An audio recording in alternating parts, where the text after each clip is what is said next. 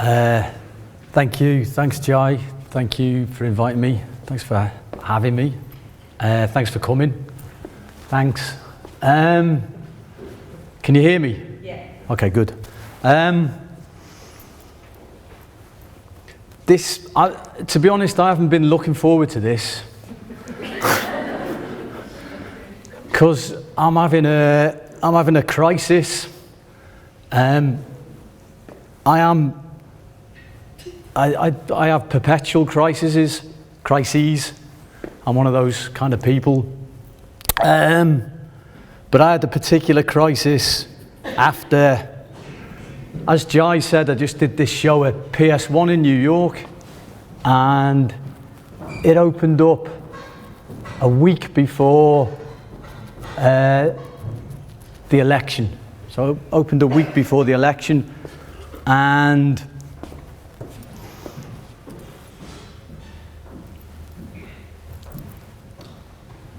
the show was essentially a kind of was basically everything. It was basically everything I've ever made. It wasn't a retrospective. It was what do they call it? A mid-career survey. Right, it was a mid-career survey. Go emerging, mid-career survey, and then death. And so it was everything. And so after doing everything, you feel kind of quite, I always feel emptied out after an exhibition, essentially. Always feel very desolate. That's a bit dramatic, but I do feel quite empty after it. And then that normal kind of hollow feeling was then collided into, or vice versa, Trump's election. I don't want to talk too much about it. As my friend says, Trump and Brexit is all one word. I don't want to talk too much about that, but basically it's just I don't know what art does now. There you go. I feel like everything that I'm going to show you is historical. I think it's all essentially in the past, very much. I think there's a moment where it's just shifted, it's changed. And so I'm going to try and show you work more like an archaeologist would than a contemporary artist. We're looking at weird artifacts from pre-2017. So let's begin. I don't know how many of you know anything that I've done, but basically when I do a talk, I always find it easier just to start at the beginning and just show things that I think are consistent, I guess. So I'm going to start at the beginning. I'm going to start with the first thing I did, which was, where is it? Not that one. Okay, so the first thing I did, the first proper thing I ever made was this video called Fiorucci Made Me Hardcore, which has since come to haunt me. Which is ironic because it's a kind of film about ghosts. It's a video. It's not a film, it's a video, and it's about how ghosts kind of, I was going to say how ghosts haunt you. What else do ghosts do? They're sort of how repetitive ghosts are, how repetitive being haunted is. You know, it's quite a dull process. Anyway, this is my video, Fiorucci Made Me Hardcore. It didn't set out to be about ghosts. It set out to be a kind of somewhere between a celebration of a particular kind of culture that I thought had been overlooked or even dismissed. And then the other sort of drive to make it was like an exorcism to kind of cast out. I was over brimming with nostalgia, and I just wanted to kind of expunge it. And so they were the two reasons I made it. A sort of exorcism and a sort of celebration. But then it kind of became about something else. I'm not going to show all of it, I'll just show some of it. So this is called Fiorucci Made Me Hardcore, and it was made in 1999.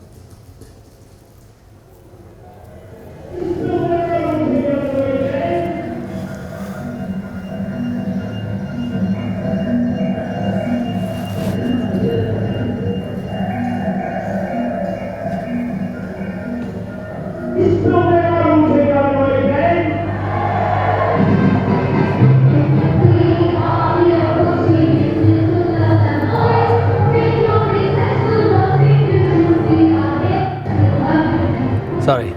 So this is so it's basically a kind of history of underground dance culture, for want of a better word, in the UK. And it starts with what you've just seen, which was Northern Soul, which is like back in the 70s, and now we're in sort of jazz funk, which is more down south and more about disco, basically. It's basically disco. And they're all at this place, Canvey Island. They used to go for these weekenders, and they get into this kind of like, because they go back all the time, they get get these little routines going, and one of the routines was like dancing to the Ovaltines theme tune. That's what they were doing there.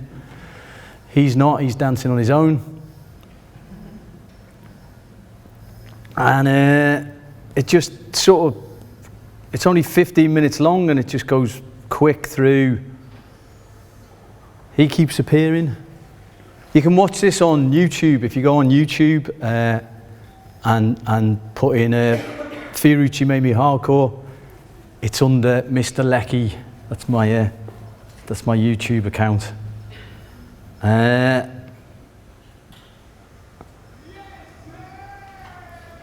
So then we go into like, where are they?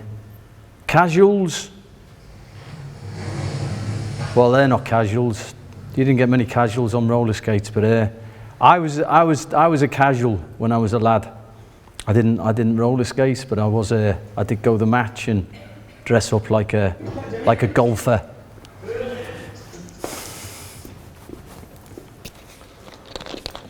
So there's some casuals.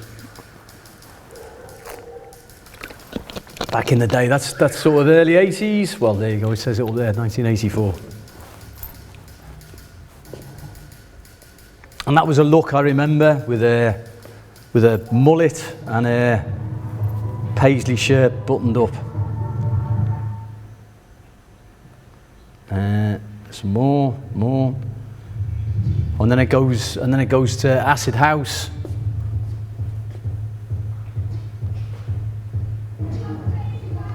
And then it goes to rave or hardcore, which is a bit later, which is sort of early 90s, 92, 93. And then for me it was over. I didn't go, most of this stuff I sort of followed, but at this point then I felt like I was too old.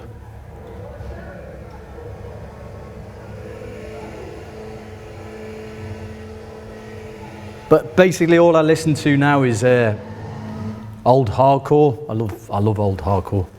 At the end, if you're interested, I'll play some old hardcore. So that was Fiorucci Made Me Hardcore. So it's got the title is, I found it in this weird way. There was an exhibition at the time I was editing the video at the Barbican, I think it was, about Warhol. There's an exhibition it was about Warhol and media.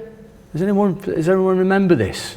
Because I've been trying to track it down, I can't find anything. It was about Warhol and TV, Warhol and magazines. No.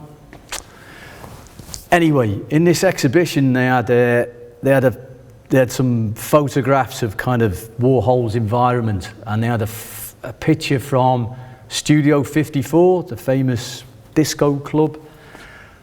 And written outside the door was a bit of graffiti that said, Fiorucci Made Me Hardcore.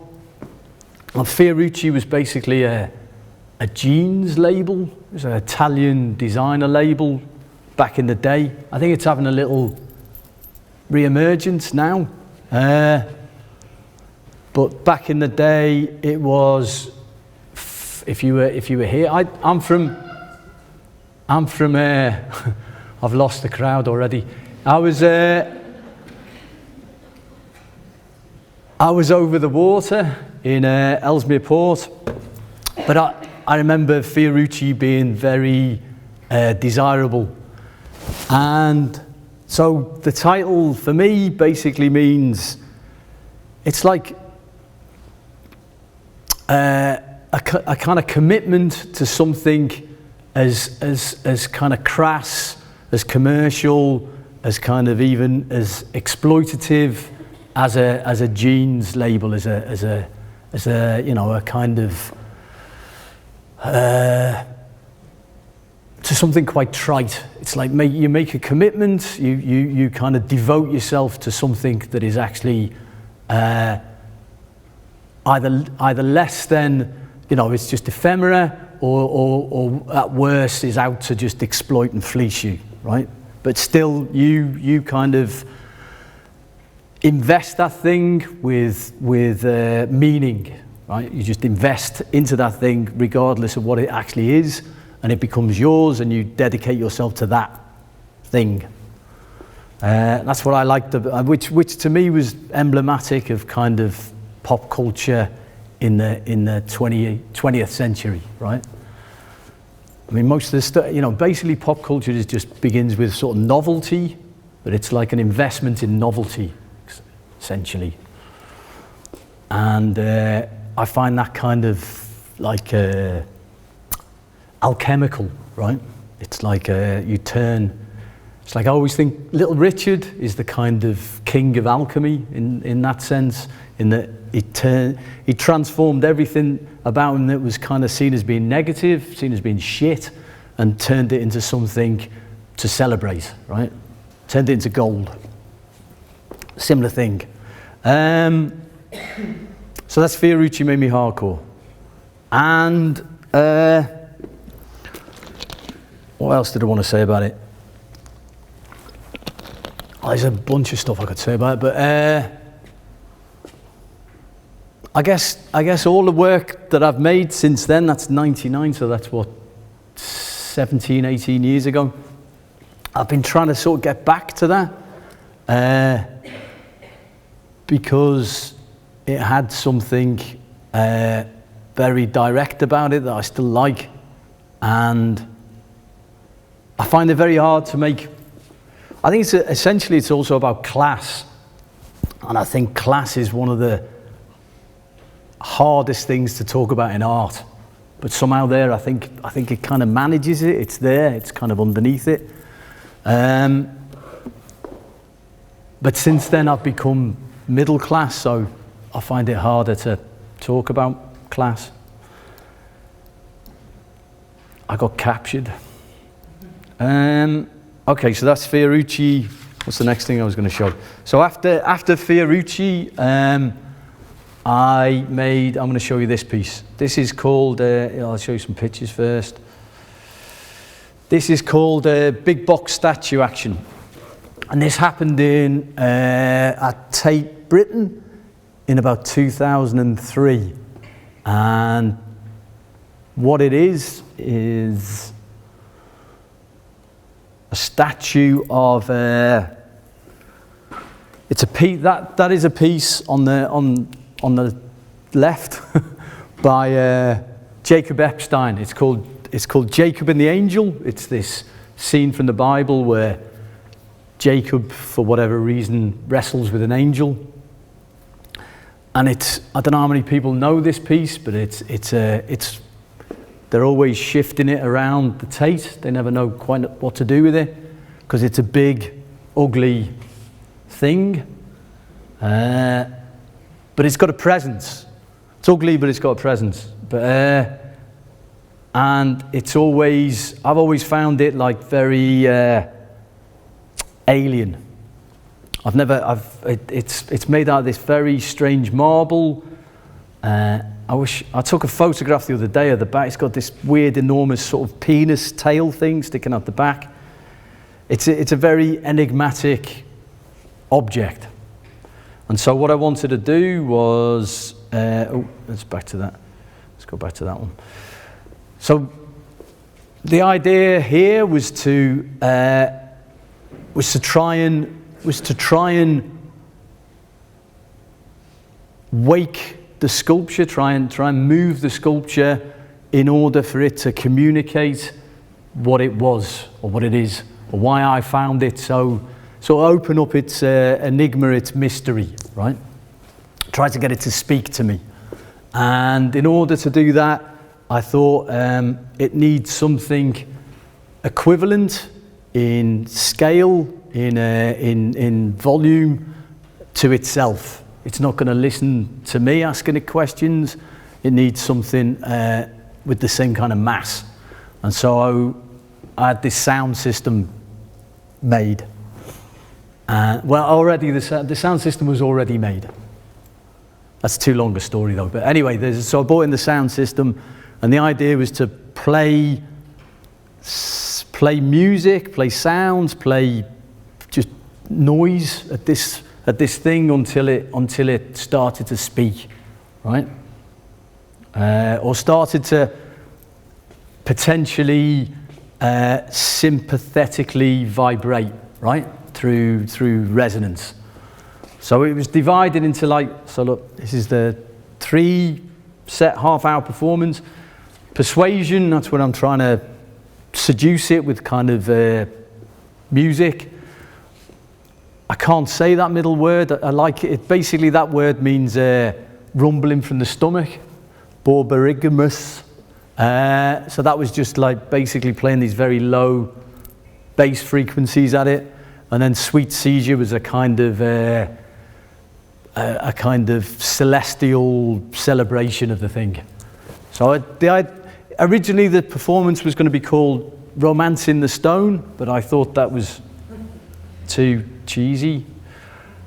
And then I tried it again with this one. Actually, I'm going to play a quick clip of I forgot to play a quick clip, Big Box.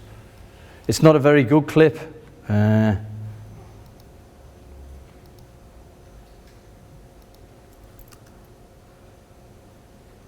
But you get an idea.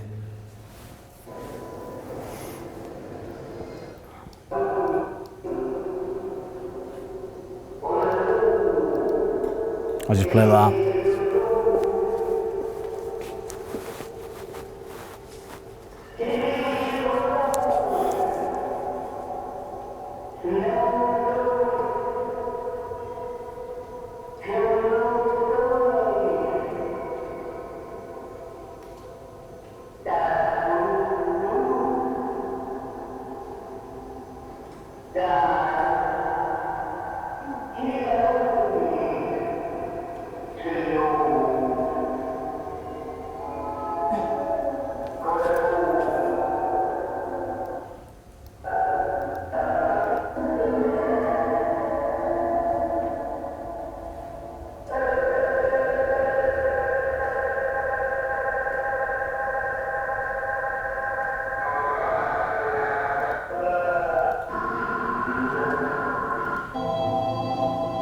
Anyway, you get the idea.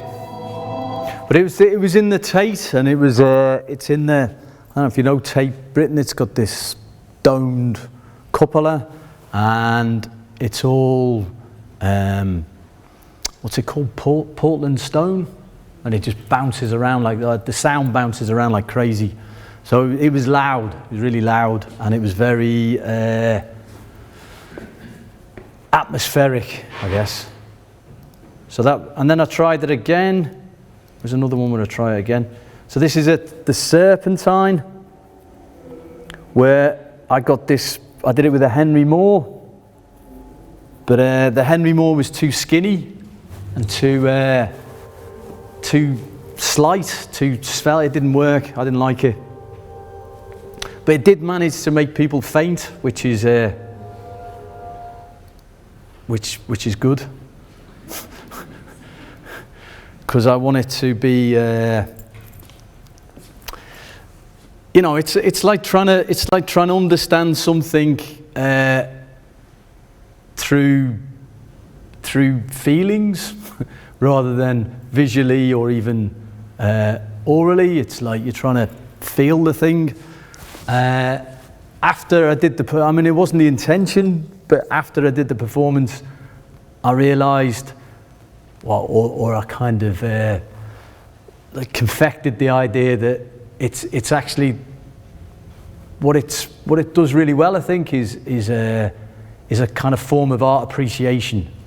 You know, it's a way of, because what the intention was to know the sculpture, was to try and experience it, was to try and feel the sculpture in some way. And the problem I have with a lot of things in the world, artworks and non-artworks, is when they're, you know, especially when they are when they're posed in such a way that there's an expectation of some kind of experience that I can't experience them. There's too much noise, too much history, too much, you know, it's too mediated. And basically what I'm after is some kind of unmediated, direct experience. And I can't have that, that's impossible. So the other way is to kind of amplify everything, amplify all that thing around it, and kind of, I don't know, it's like don't approach it directly, but kind of use, you know, it's like I'm using the sound system to get to that thing. You know, it's a sort of divert way. It's like, what was I thinking? It was like, what's his name with Medusa and the shield? Is it, I was going to say Pegasus, that's a horse, isn't it? Perseus, is that right? Come on, all right, okay. You know, when he uses the shield in order to defeat the Medusa, and it's like you can't look at something directly. You have to look at it indirectly in order to experience that thing. Some kind of clever, it's probably too clever. That's big box. Oh, there's more big boxes. So this one I really liked. This was in Manchester Art Gallery, and this one was called Big Box Industrial Action, and this was a piece of, I think it was a piece of a giant loom or something. It was, anyway, a piece of Victorian scrap, industrial scrap, and again it had that kind of, you know, correspondence with the sound system, so it worked. And it was huge and it was brutal, and they felt like they were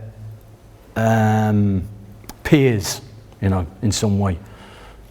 That didn't work. That was in Canada with a piece of local rock. I thought sound system and a massive piece of rock could do, but then it got really technically complicated and we had to build this armature, and it wasn't good.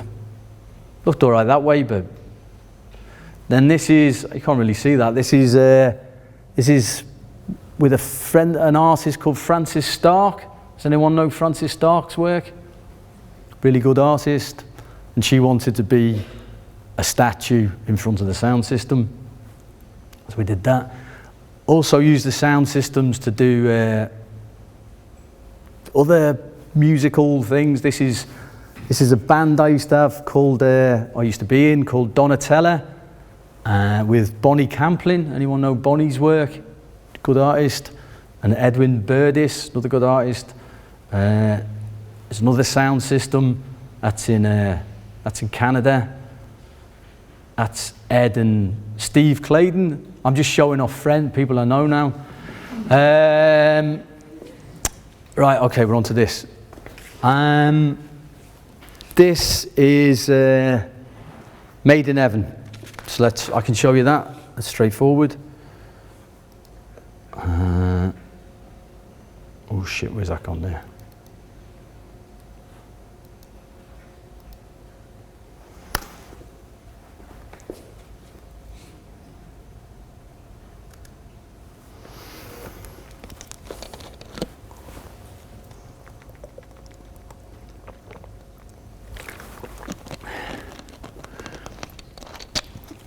So I can talk over this because there's no sound. This is, and it's just a loop.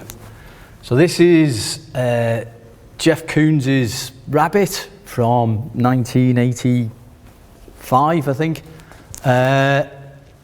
Does everyone know this piece, The Rabbit? It's a piece by Koons that I've always loved. I think it's fantastic. It's also known as the Brancusi Bunny. And essentially I was so in love with this piece that I wanted to have it. I coveted it, is that the word? I wanted to possess it in some way, and I couldn't obviously do that, so I set out to make a film which would fool me into thinking that I did have it. I wanted less to fool the audience, more to kind of convince myself. Because this is my flat, this was my old flat I used to have on Windmill Street, and the rabbit is in the flat. So I could then look at this video and remember the time when I had the Coons bunny there. The way it's shown is, this is basically an animation, but I got this transferred to 16mm film, and then it's projected on a 16mm projector. When all the grain and the dirt comes in the film, it's much harder to read as a CGI animation. It fools you even further. Because that was the whole idea, to kind of get this verisimilitude and be fooled. Again, like I said, not to fool, not as a trick, but to trick myself. There was something, where's my bunny notes gone? Oh, there you go.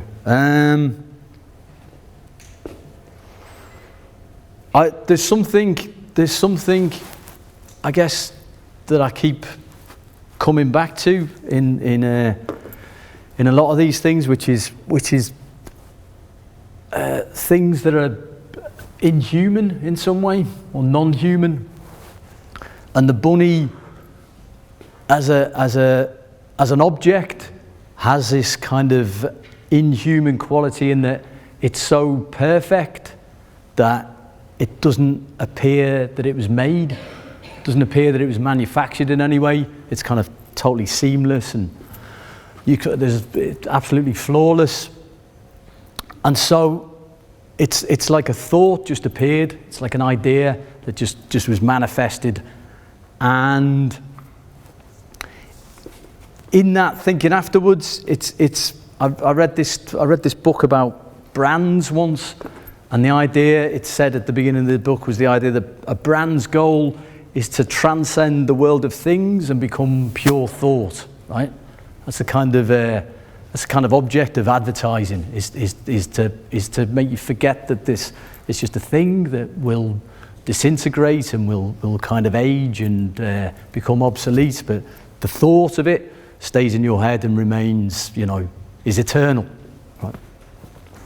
And there's something about, I don't know, it's too long to go into, but there's something about that bunny is this perfect expression of, I guess, of consumer capitalism, essentially.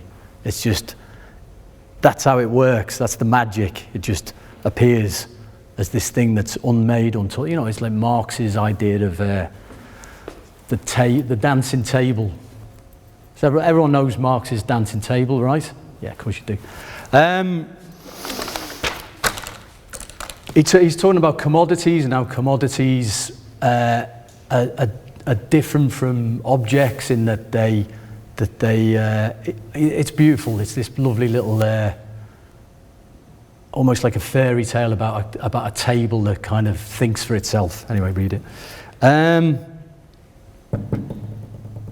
then the last thing I was going to say about that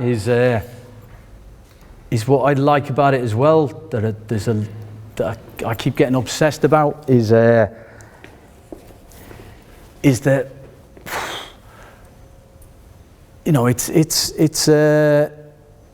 depthless, right? It's this reflective surface that can't be penetrated, can't be entered. It's just, it bounces you off.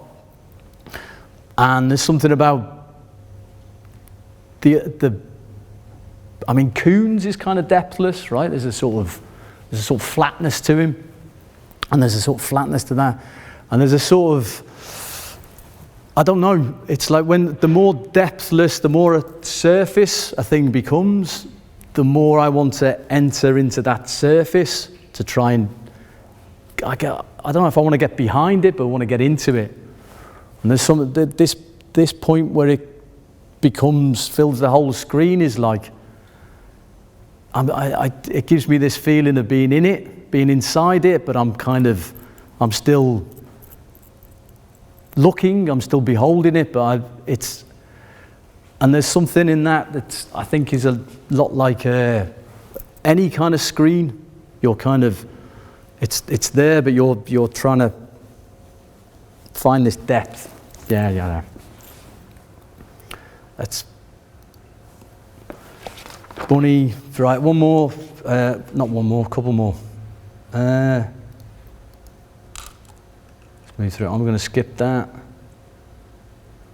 Here we go. So this piece I'm going to show you a quick bit about is, this is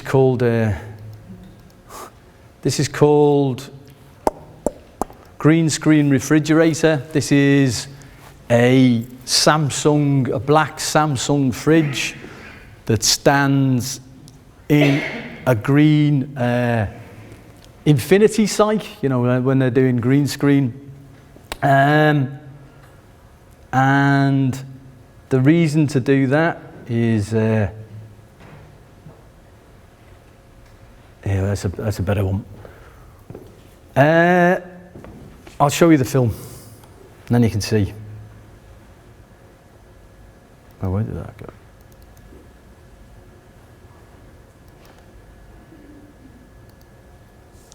I'll show you a bit of it anyway.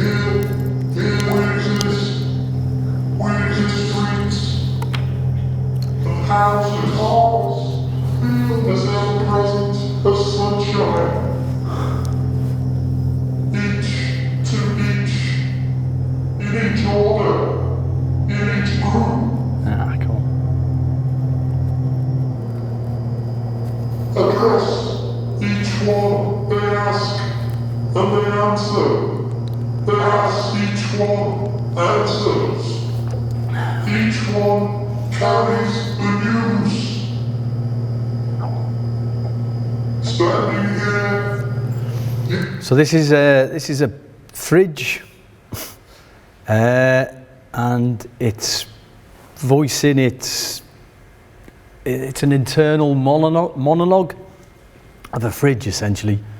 That's obviously me doing it. So it talks about, at the beginning, it talks about other things that it's like or thinks it's like if you did. This is like pre-Google image, but basically, you know, this is how algorithms work. They kind of find the likeness of things, how things appear. And then it goes into the fridge, goes into its own mechanisms, its own workings, talks about that. And then it talks about what goes in it. Stand and grip. Speak on and on. The receptors signaling. Radioing in. In contact calls. Sound high. Okay, so it's talking about that. It talks about how things move around the world to get to it. It talks about how things sometimes die in it. It talks about how it's fueled, and then it goes on this kind of, I guess, cosmic, conscious journey. From above the deep love of history, becoming orange, yellow, green, cools, blue, indigo, violet, exotic, white, brilliant, white. Does anyone do yoga? I mean, I've forgotten all this. I did it, but it's all to do with the Kundalini and the inner serpentine flow that rises up from the red depths up to, goes through all these different colour stages, right? So, and then it goes into space. So, because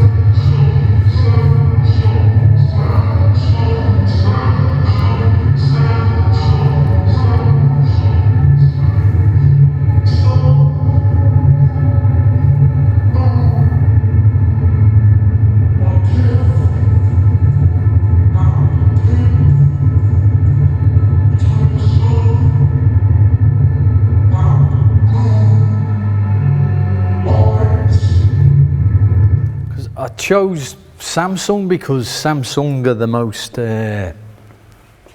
ubiquitous of all brands. They've got not just ubiquitous, but they go from microchips up to oil tankers. They do kind of everything.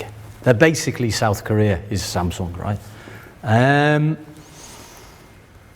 And yeah, so at the end, Samsung make the kind of I forgot what the technical term is, but basically the sort of cameras for things in space, satellites in space. There, stop. So that's the video, and that's played in this green space. So, I mean, I sort of gone off this idea a bit, but what I wanted at the time was to have that you had this fridge that was the real object, the big solid heavy fridge, and then you had this image of the fridge, this flat surface, and then the fridge is like generating these kind of thoughts, the pictures from its mind are what you see on the screen. And the green screen technology kind of allows that to happen. It's like a kind of magic space where these things can kind of be conjured up. Originally it was a performance, I did it live. That's me in a green, you can get those green suits, can't you? But I didn't want to wear one of them because, well, for obvious reasons. But I wanted to disappear myself into the green. So in the video you can't see me, and I wanted to be in the green next to the fridge, with the fridge, and I wanted to kind of try and get as close to the fridge as I possibly could, and be even like to feel fridge-like.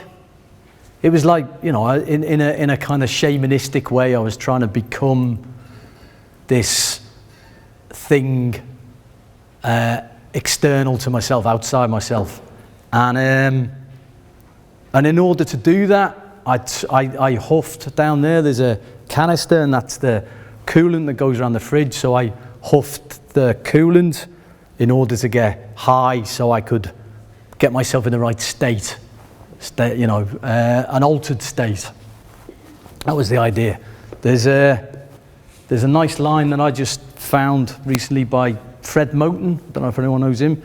To be sent, to be transported out of yourself, it's an ecstatic experience. It's not an experience of interiority, it's one of exteriority. And so we're sent. So this idea that you can kind of like, some things just send you, you're transported by them, or you somehow engineer something that will transport yourself, you know, like drugs, obviously. That's kind of what this was trying to do. I was trying to become not myself and become something entirely other from myself, like a fridge. I've got another quote here that kind of goes with this a little bit. One of my favourite songs is Roadrunner by Jonathan Richmond. And there's lots of different versions of it. And one version has the line, it's called, it's Roadrunner. It's about him driving around this, a part of Boston, this kind of dead, uninteresting part of Boston, but he's got the radio on, and the radio's making him feel alive, and he keeps singing about how he's in love with the modern world because of the radio. And one of the lines says, I'm in love with this modern feeling, I've got the magic power of bleakness. And there, sort of what that was. I don't entirely know what that is, but that was the feeling I was trying to conjure up. I got one more quote as well here. Mark Fisher. Does anyone read Mark Fisher? Yeah. And he was posthumously released his book called The Weird and the Eerie, which is great. You should read it. And it was really great to read for me because I've always been uncomfortable with things about like the uncanny. That's the kind of always the art talk about these kind of experiences, about things being, when things are inanimate and they become animate, then all we've got is this frame of the uncanny.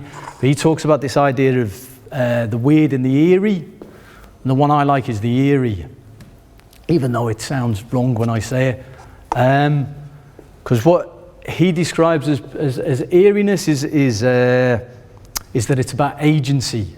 It's about things appearing to have agency or intent, and that's the kind of spookiness about them. Is it appears that they have a mind, or not a mind, but there's some kind of like consciousness that's I don't even know if you could describe it as consciousness. There's some intent, right? There's some intentionality on behalf of this thing, whether it's the wind, whether it's a kind of landscape, or whether it's a fridge or something, but it appears to have some kind of designs. And I like that. I like to think about a lot of the work that I do is about, because he's kind of talking as well about a kind of English eerie. It's like a very English kind of, or British kind of sensibility that comes as well with how kind of haunted these islands are, how kind of how kind of drenched in, like I said at the beginning, nostalgia and kind of it's almost like, what's the other really haunted island? Is it Singapore?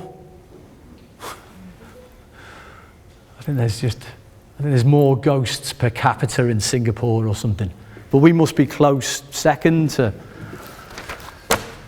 ghostliness. And there's something about the English eerie that I like. I mean, you see in a lot of stuff.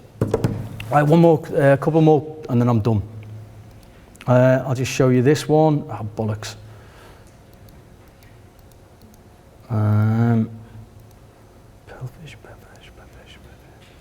Okay, just show this is only 3 minutes, so I'll show you a lot of this. This is called Pearl Vision.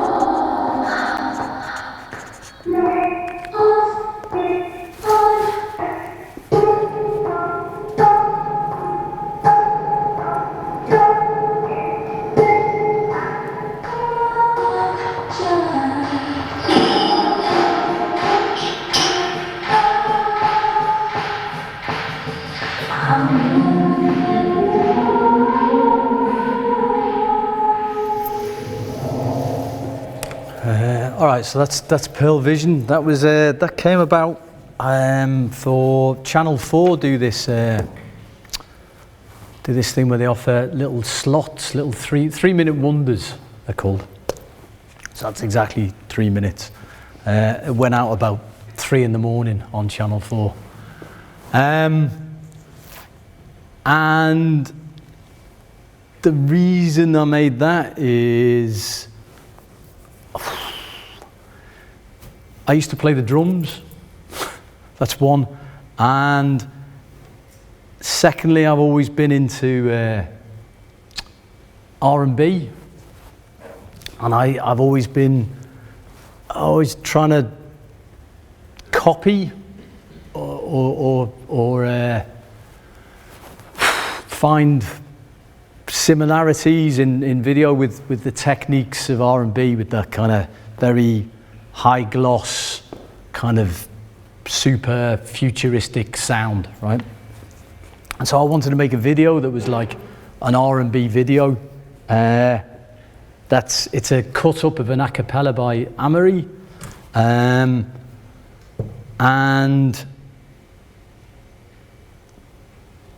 the other I've got down here. In the future, everything is chrome. That's from has anyone ever seen that episode of SpongeBob SquarePants, where everything's chrome, where they go into the future and literally everything is made out of chrome.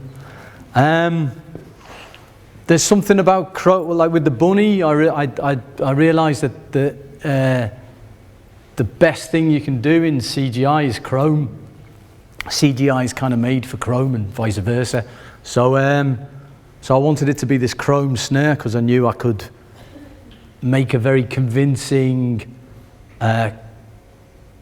virtual CGI snare that was as convincing as the real one. So I wanted it to shift between this CGI snare and the real one, and I wanted it to feel cyborgian. I wanted this kind of thing of skin and metal kind of colliding or intermingling. And what else did I want? I'd also been, because I used to teach at that time, and I used to keep getting in these conversations with students who were making videos about groove, about how video only works if there's a groove. There has to be a kind of there has to be a rhythm. A lot of people were making videos and they're just hacked, and some shots just drag on, or there's just and it's got no rhythm, it's got no groove, and it doesn't work. So I wanted to make something that was just pure groove, and that's that. All right, so that was Pearl Vision. I'm on the last one now. This is I don't want to do all that. It's too long. I wanted to talk about. I'll tell you what. I'll just whiz through this instead. I don't know if anyone's been the Blue Coat, but there's a piece I've got in there. There's a piece that I've got in there which is from this sort of piece I did called the Universal Addressability of Dumb Things. That was actually a Blue Coat about 5 years ago, something like that. But it's too long-winded to go into. Oh, that's the kind of. That's the image that goes with when I show Pearl Vision. And at PS1 at this show I just had, I showed it on this enormous curved screen, so it kind of followed the shape of the drum. This is universal addressability. I'm not going to bother. That's Felix at the Blue Coat back in the day. That's Felix. I haven't even done. I make this big balloon of Felix the cat. He gets around. This is all universal addressability. So basically it was this show I did that I was asked to curate, and then once I curated it, I decided that I wanted to keep it, And so I 3D scanned as many of the things I could from the show. There's the 3D scans. So where's the original?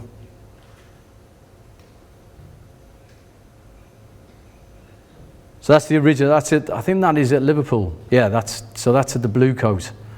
So there's all the original objects, and then it ends up,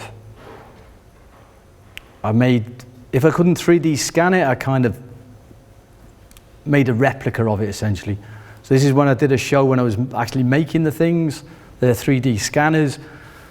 Although that's a complete lie, those scanners couldn't get anywhere near doing these objects. It's another version. It kept getting versioned, and that's the sort of final one. This is it, this show in New York. So that's a mixture of kind of 3D scans and some flat cardboard cutouts and various other things.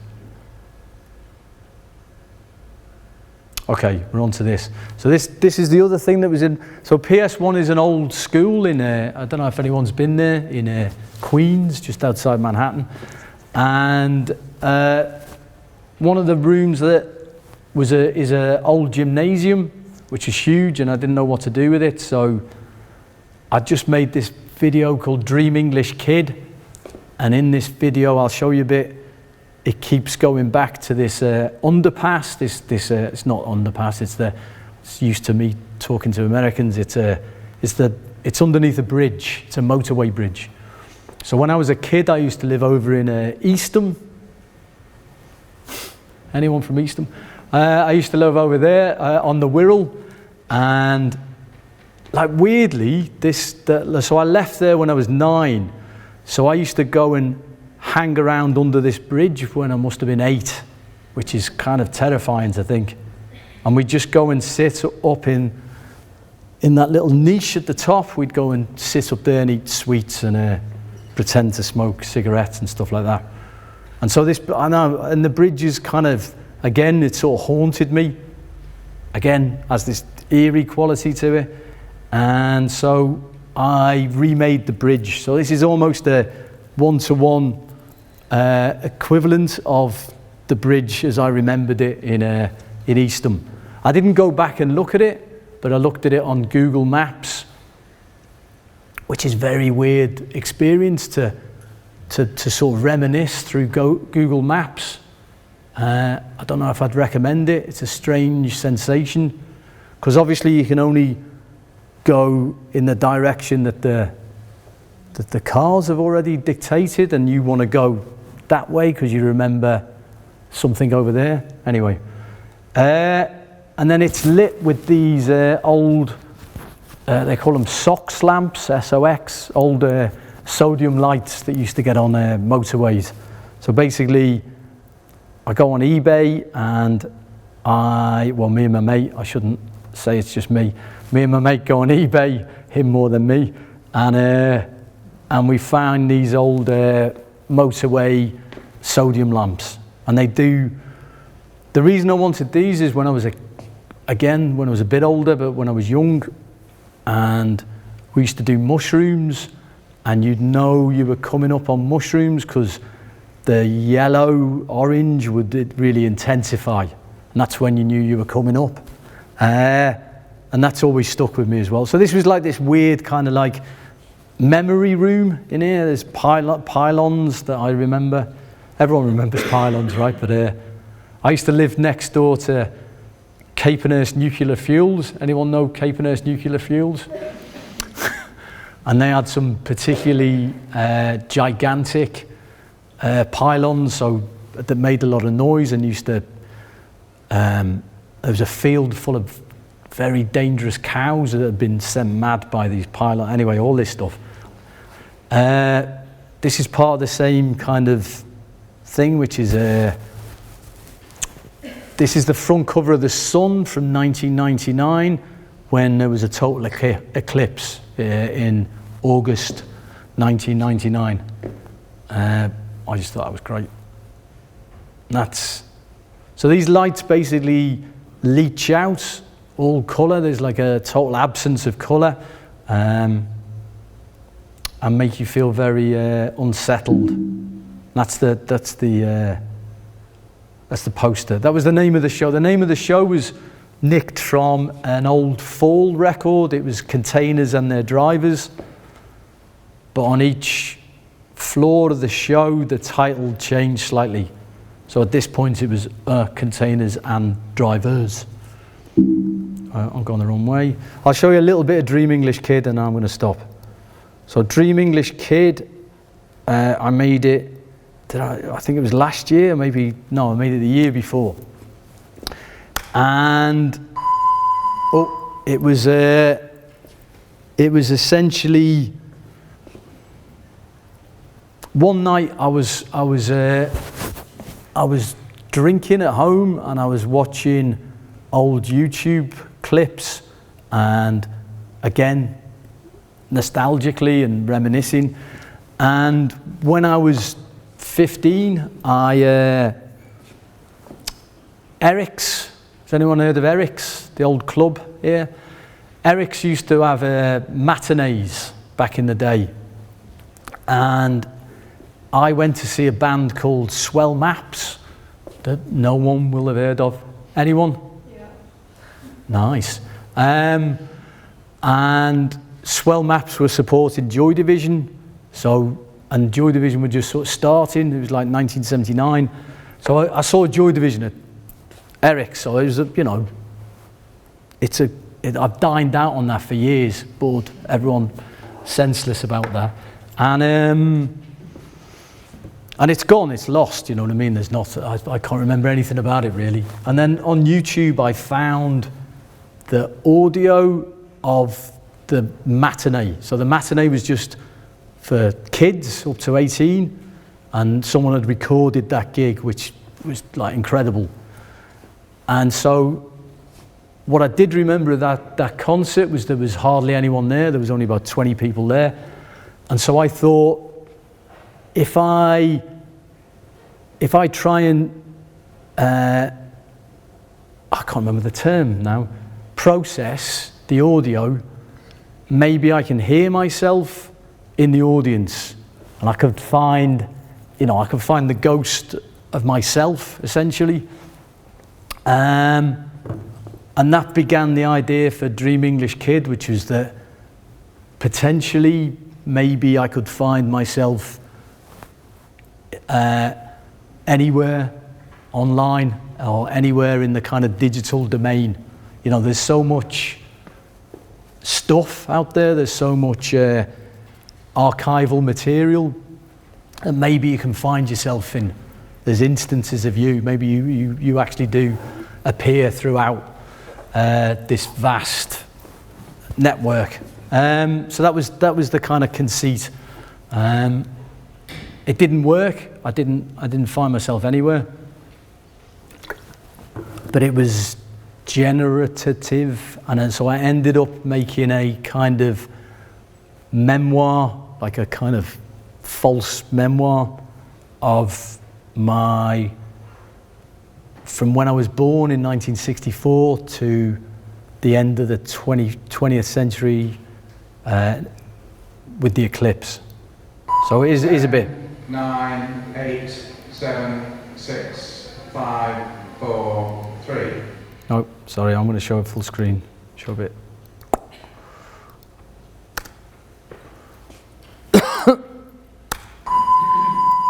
Ten, 9, 8, 7, 6, 5, 4, 3.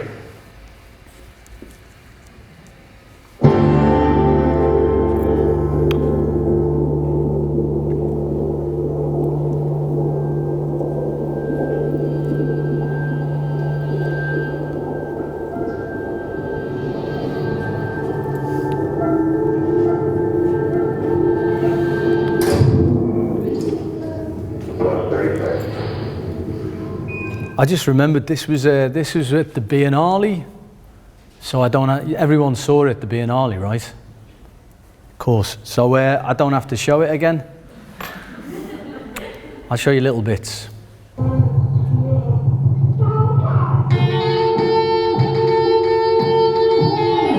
So this is when I'm about 9.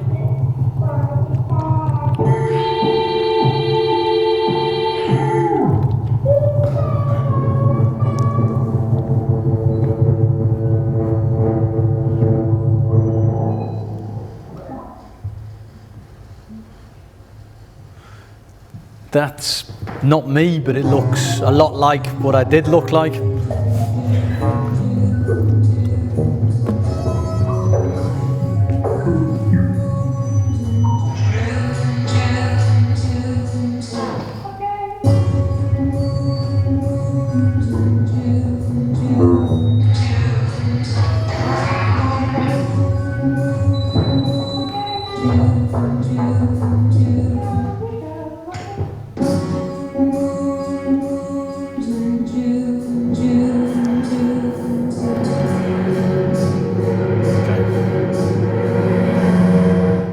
Forgot to show you the bridge, didn't I? So there's the bridge. It's the bridge when it first appears. So that's me when I'm about 9. It's me driving with my mum. With those old heaters.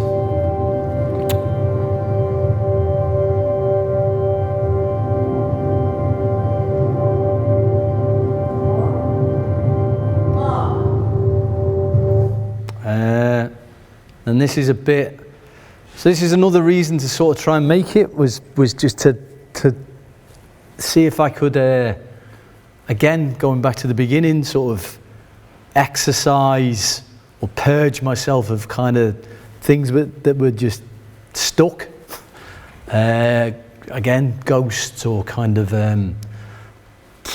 pathologies, just or morbid thoughts, whatever, just things that I just wanted to kind of, I thought if I made them, I'd kind of rid myself of them in some way.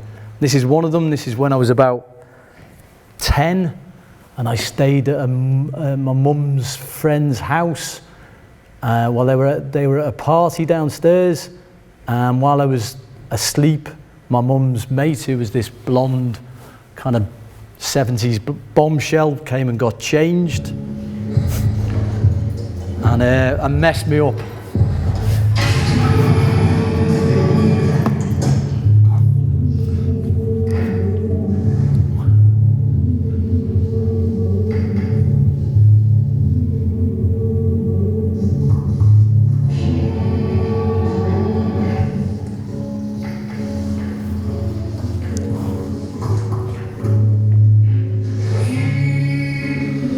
So this is like this is an actress called Liz Fraser who was in these films, in the Carry On films from the 70s, and she's been rotoscoped out and put inside the kind of CGI background that's made up of old Littlewoods catalogues, and then I got an actress to dress like this original footage, and that's what those close-ups are. And everything in the video is a bit like that, sort of just constructed in that way.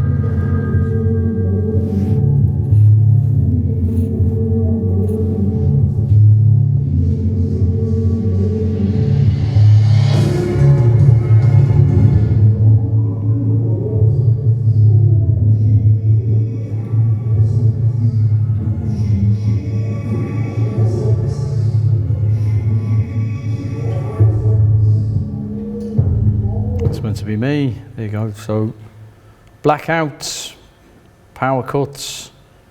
I just saw the bridge again, didn't I? There's the bridge. So the bridge in this is a model.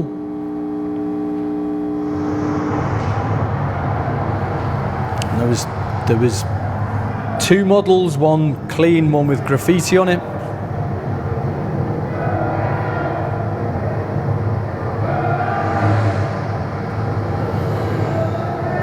This is where it goes to. This is me trying to recreate the Joy Division concert I was talking about now.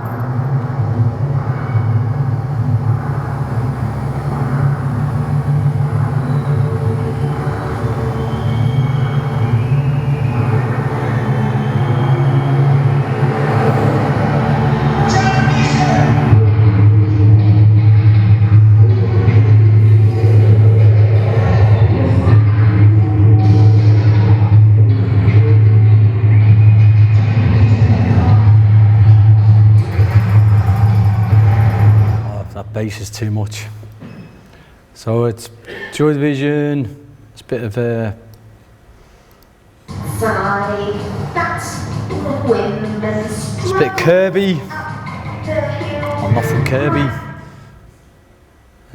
This is sort of anxiety about nuclear Armageddon that was quite full on. It's when I was living in a squat in Brixton, having taken too much speed. I was wandering around Soho. Oh, and that's the bridge in the 90s where it got repainted by New Labour. And then comes to, it basically ends with the...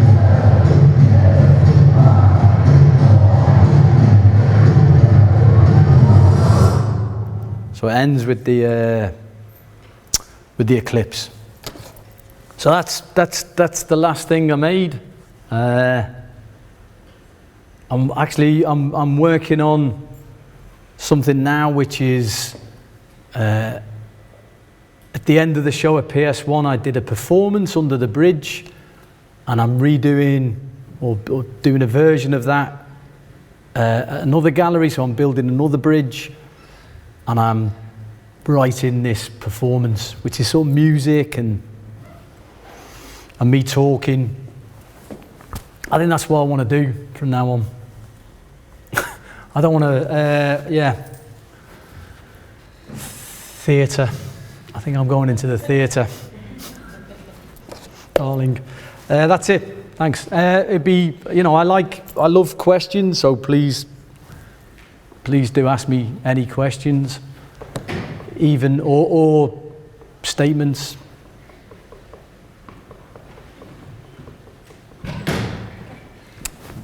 Because of the local references in your work to Wirral, how did an American audience interpret that? Or did you have to do a lot of interpretation? The last thing I did with it was I did a talk to students in New York, and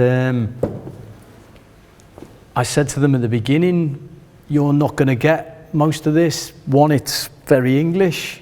Two, it's very old.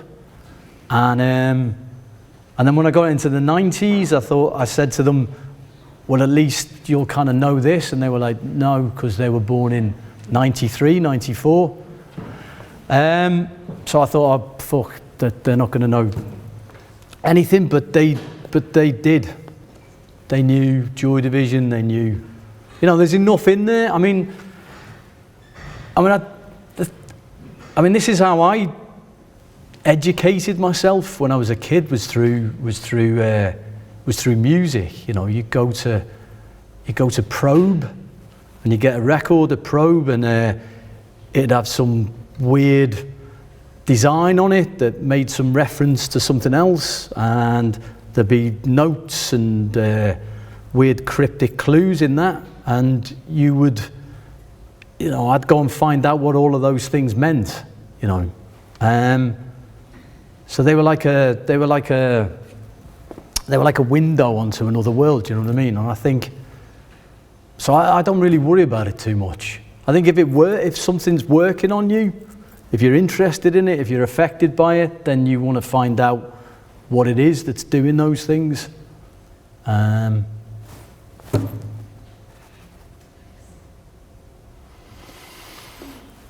Any others? It's quite unusual for a video artist to use CGI in the work. I was wondering what you find interesting about that as a material. What does it do? It does everything. That's what it does, doesn't it? I mean, that's the interest. It's malleability. It's kind of its potential. You know what I mean? It can realise anything. It can realise worlds. Is it that relationship with the real great? And that's what interests me. For me. I mean, I don't do the CGI. I have a friend who does it, and basically it takes him a day to make something in CGI, and then a month to put dirt on it, as he calls it. So it's that process of trying to put something back into the world and give it, like I say, verisimilitude, give it realism. That's the hard bit. But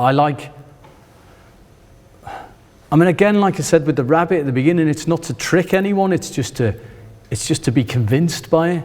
You know what I mean? I want to be convinced by it, because otherwise, I can't get involved in it. You know what I mean? It's if something's not convincing me, then I'm kind of, it sends me out of it, and I want to be lost inside this stuff, especially as I'm making it.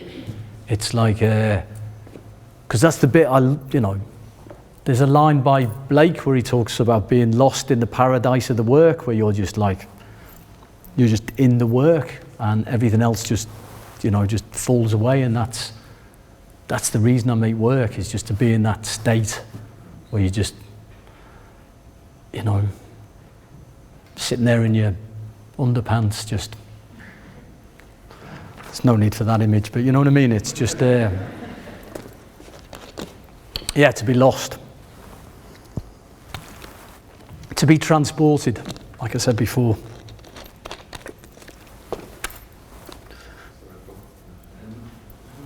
Was in Berlin, so that bridge piece, it was in Transmedia Festival. Oh yeah.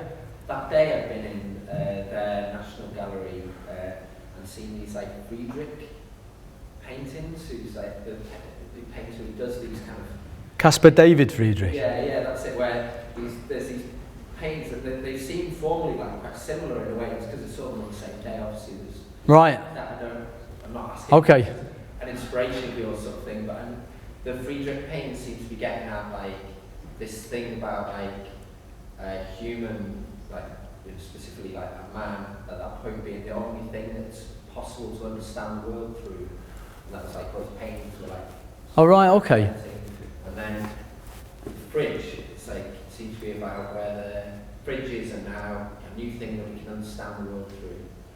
So the question, the roundabout way I'm getting to the question is like, are these kind of works where you use like a monolith to like get an experience, are they still about you?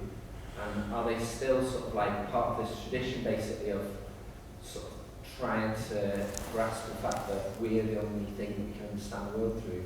Or are they about bridges and sound systems? That's a good question. They're It's a long question, sorry. They're about both. I mean, it's, but everything since Fiorucci, it's like, like I said at the beginning, the reason to make Fiorucci was emotional, right, in some ways, or emotional, or slightly just to answer questions within myself. But as I was making it, I realised that the nostalgia that I was trying to rid myself of, or the memories I was trying to recover, were all bound up with technology, right? So it was, at that time, it was pre-internet, so they were all VHS tapes. But it was something about the VHS tape once, especially if it had been, if it was degraded in some way, would lend an extra it kind of enhance or amplify the nostalgia. Like if I got a really crisp image from that time, it wasn't as effective. But when it was kind of slightly degraded and kind of in all those kind of VHS hues, it amplified that the feeling that I wanted, right? So I guess from that, I sort of, after that, I think everything I think about in terms of like,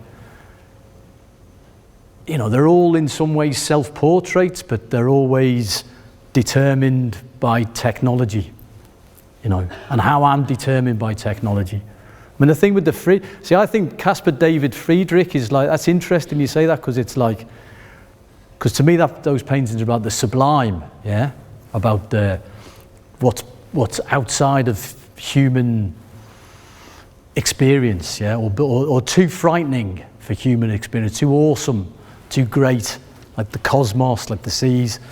And, you know, there's something about the fridge that is awesome, that is sublime, that is terrifying, you know what I mean? It's a terrifying object.